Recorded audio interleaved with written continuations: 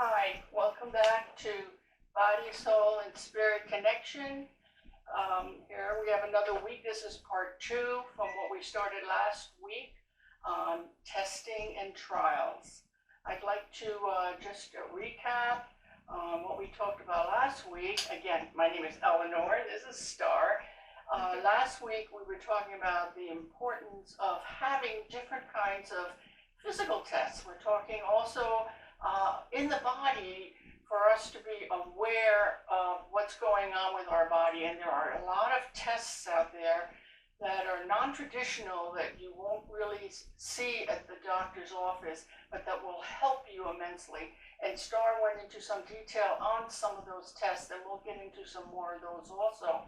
I was also talking about the spirit and the testing that we have in the Lord, how he brings us through all kinds of trials and tests also to strengthen us. You might think that, well, you're talking about the body and you're talking about the spirit. Well, you have the soul in the middle of those two things that need to be connected. For one thing, you're not going to be able to really move forward and have any kind of peace if you have things going on in your body. The same thing if you don't have a healthy spirit life, then you're going to have problems in the soul, and the world is going to pull you in. These are some of the things that we're trying to address, to pull together, to give you a way to do that with the options and with the pitfalls that go with it, the things that you're going to encounter, the things you need to do. And we're just believing the Lord that this is what's the way he's going to direct us. And in that, I'm just going to pray that we can have the Spirit be with us here. Thank you, Jesus, for giving us another opportunity to get the word out, Lord, and just touch everybody that's viewing this and who they would pass it on to, that it would help someone. That is our goal. That is how we want to serve you, to reach out to people, to show them that there are options, there are ways that we can get the body, soul, and spirit lined up. And we just ask you to be with us. Put the words in our mouth. Let this flow in you, Lord. And we just give you all the glory and honor for this. Thank you, Jesus. Would you like to start with yours, and then I'll continue a little bit, or if you want me to? I mean, I can talk about the DNA testing a little bit. Okay. But last week I talked about the DNA testing and the nutritional DNA testing, and how it's proven in my own life to be right and effective, because compared with my blood work that I recently had done, and the results that came back reflected on my DNA test that it was true. So it just made a big impact on me that I really should be focused in more on this and having my patients do this probably right off the bat, because with the DNA testing, it gives you the foods that you're supposed to eat. And so I went a little bit deeper into looking at this over the last few weeks, and there's also another test called the microbiome test, and that's where and we may have spoken about that last week as well, but it's testing your gut flora to see, what's good and what's bad in your gut, because your gut, it basically is your other brain, and it has a lot to do with so many different things, and you want it to be, in good health, because it affects your blood sugar. It can affect your skin regeneration. It also, one of the big things is not having a balanced gut, I guess, is it can affect your emotions. It can make it hard to lose weight if you don't have the right bacteria in your gut. So this is the microbiome test is, I think, also a really important test to have done. And there's a company actually that I found, and I actually just became an affiliate of them, because I thought, the testing that they were, I looked over it and studied it, but they don't do DNA testing, they do RNA testing. So the RNA and the DNA belong to the same group of molecules and have the same basic parts. However, they function just a little bit chemically different.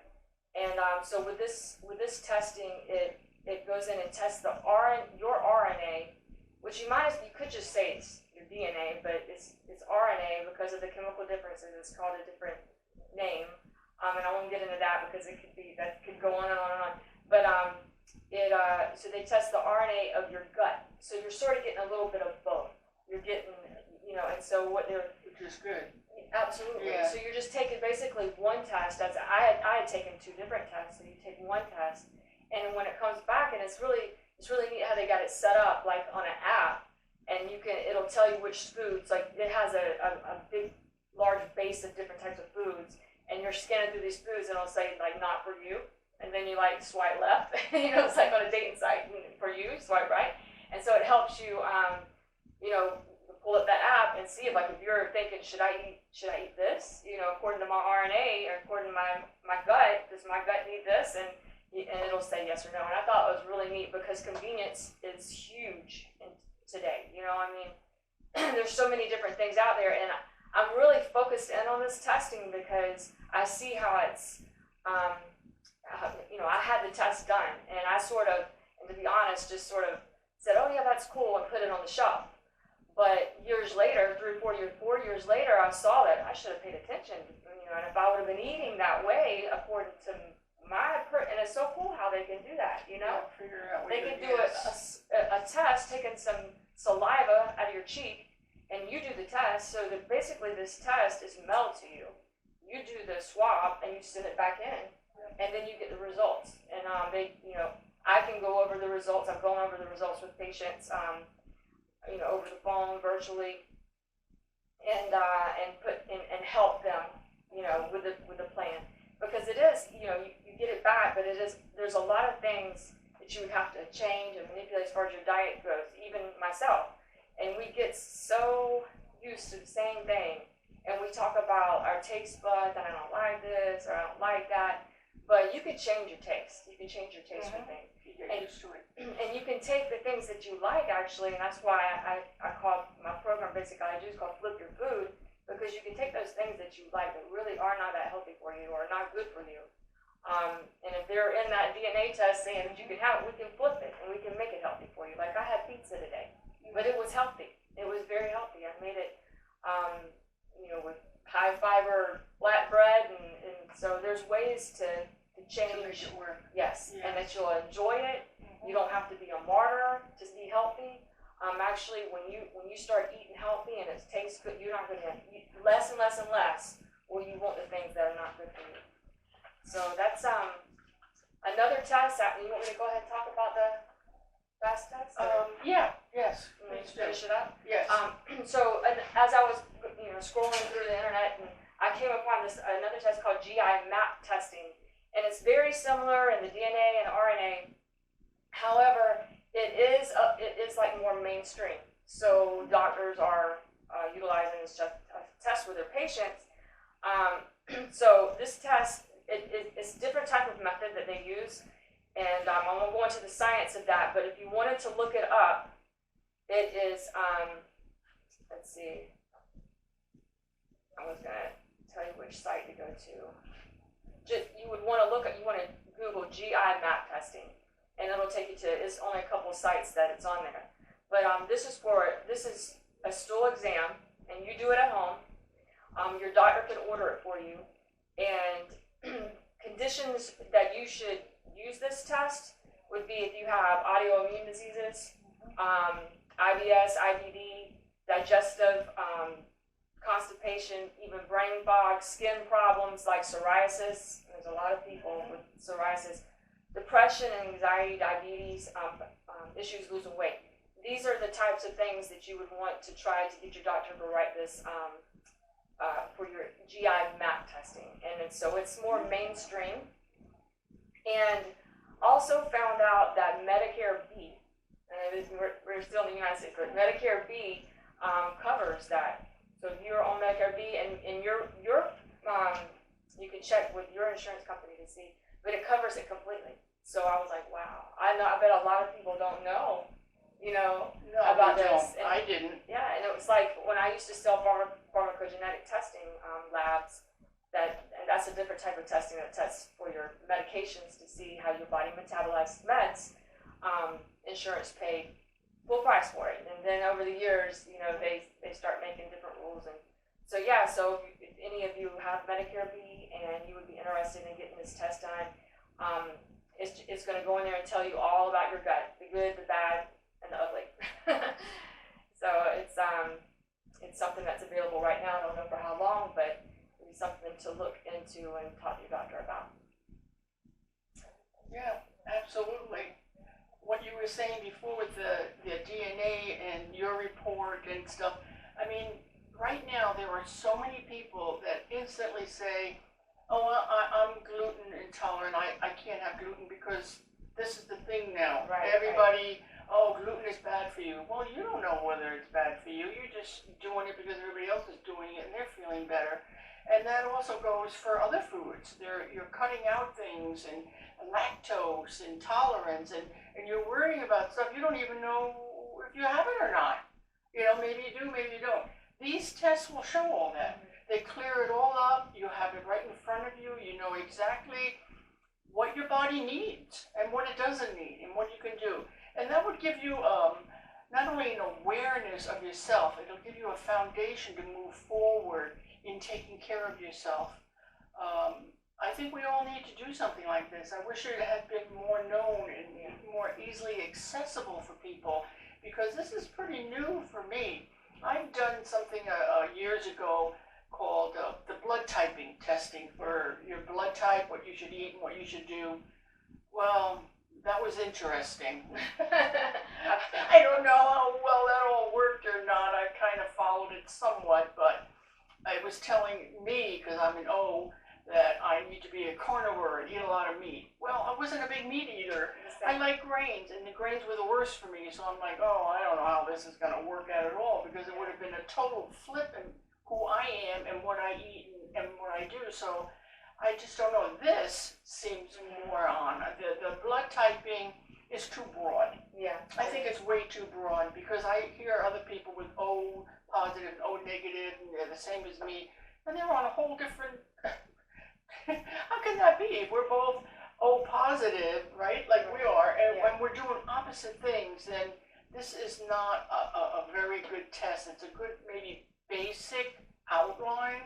Would you say that? Or maybe not even that? I don't know, because I did the same test, and I have the results at the house still, and the O positive, and they did say that you're supposed to eat meat, and I'm the same. I never really cared for, I could go without meat. Me too.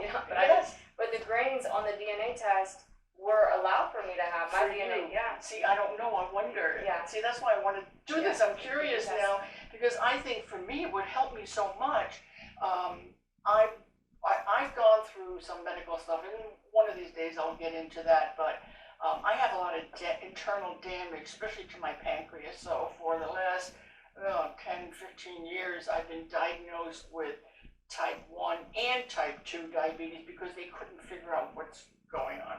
Well, anyway, to make a long story short, I've had to cut out all this stuff. Sugar was an adventure to cut out, but that was a can-do because it was so important. But then come to realize that carbs are worse than sugar. They turn into sugar faster and spike everything. Well, I was the carb person. I was not the meat eater. So it was very difficult for me, and still is, but I'm making some changes. We found out some new things with me. But it would be so good to know what I can and what I can't have. Anyway, last week we went from doing this, and you can see the information. I think you can see how much this will help you in moving forward in programs like what we were talking about when you get into the middle, and I call the soul, the flesh, of actually doing these things. Once you have this report in front of you, you can say, okay, I need to change this, I need to do that.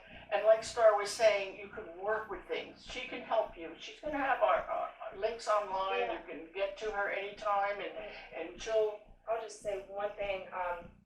I've worked with thousands of patients, like thousands, mainly on weight loss, because I worked for a physician for 10 years, over 10 years.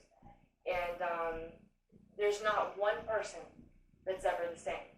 It's so, it's not one person that loses it just the same. Yes, you put them on the same plan, and yes, that you will, you're going to lose if you follow it, but it's just everybody is totally different, and it's not one size fits all. Absolutely not. And so even with our own will, everybody's will is different. Everybody's desire is different. Inside out, we're all different. And I just really feel like with the DNA testing, it just sort of sets us apart from all the rest of the mainstream one size fits all. It gives you something that you really can lean on. It tells you who your body is. So now you've got that nailed. You see who your body is and what you need to work with. And like Star was saying, everybody is different. There isn't a single person that's going to fit into the same mold because of our flesh and our nature. We handle stress differently. Some people totally flip out. They have no patience for anything. They just cannot handle it.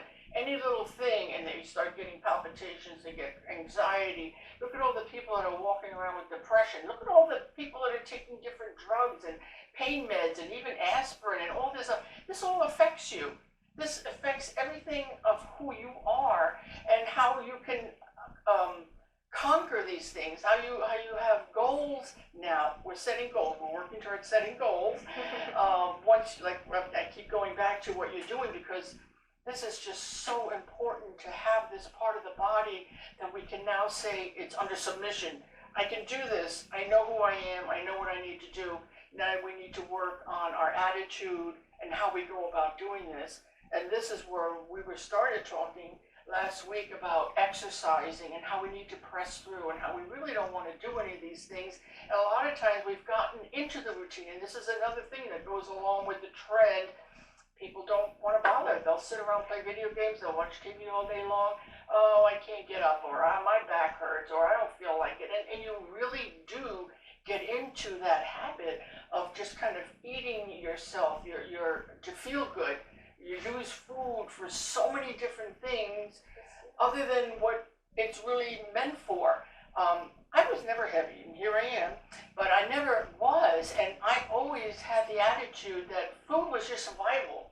We had to eat because we have to eat.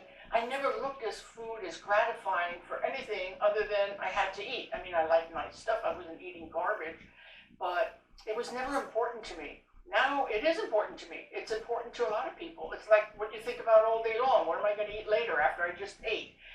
It's turned into a major undertaking. We've really become a society where it's all about dopamine.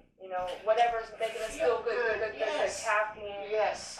Food, Yes. alcohol, all these things, gaming, all this stuff just gives us that dopamine rush. And that maybe for next week is because I've been dopamine detoxing this week. So that sounds good. Let's do that. Exactly, that's what we need to talk about because to dopamine detox and to quit some of these uppers really gets you more in a place of where you can appreciate life more and you want to get up. And you can work with your goals because if you're always looking to feel better, to feel high, to feel happy, to get into what you've gotten used to, because these things are all addictive. This whole attitude, the mindset, everything that you look to get to is addictive. And then so guess what? You're here, it's coming down. Yes. There is always that roller coaster down, and now you're down in the bottom. Now you got to get back up. So you're not able to do a lot of these things. This is where we were talking about where the Spirit comes in. This is where the Lord comes in, and what I've gotten into doing, and I'm saying here that when I first get up in the morning, first thing before I even get out of bed, the minute I realize I'm awake, I spend a couple of minutes with the Lord. Just that first morning glimpse of waking up, I give the day to the Lord and I ask Him to be with me and to help me. Then after I'm up and I'm kind of roaming around and doing a couple of things, then I go into Ephesians 6, verse 11 through 13, and that's putting on the armor. If we're going to go and take on these battles, and these are battles, believe me, these are battles. This is not anything. We're talking about giving up things, changing our lives, having goals to be healthy and moving forward. The enemy doesn't want that. He's come to steal and destroy. He's going to do everything to keep you from getting healthy, to reaching goals. I mean, you'll get goals in your mind, but that's as far as they go because he is going to keep distracting you. And so that putting on that armor every morning is so important. So moving forward with that, I've started last week. I'm the test example here.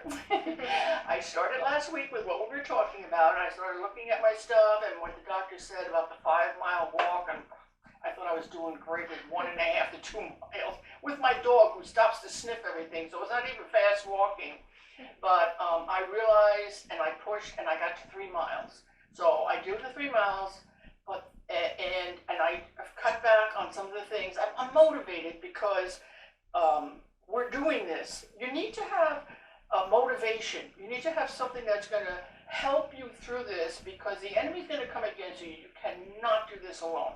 So the motivation for me was doing this program. I need to do this for my own health, and I'm going to move forward with some of this testing, some of this stuff. Well, guess what? I did it 1 day, 1.5 days, and then boom, enemy comes right in there. Tore it right away from me. All of a sudden, I'm busy and the things are going on. My back is hurting. This is hurt. I don't have any of these pains before. The week before, before we did this, I was fine. There was nothing wrong. Now all of a sudden, there's no time. There's no doing any of this. I says, "Oh, you lying devil! You are not going to steal this from me."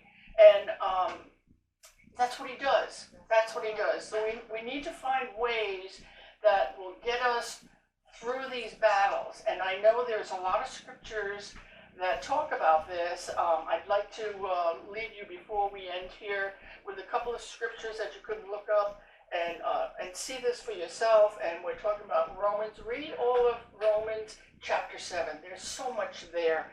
And also Galatians chapter 5. Read those two and get an understanding of what you're in for when you move forward with these goals.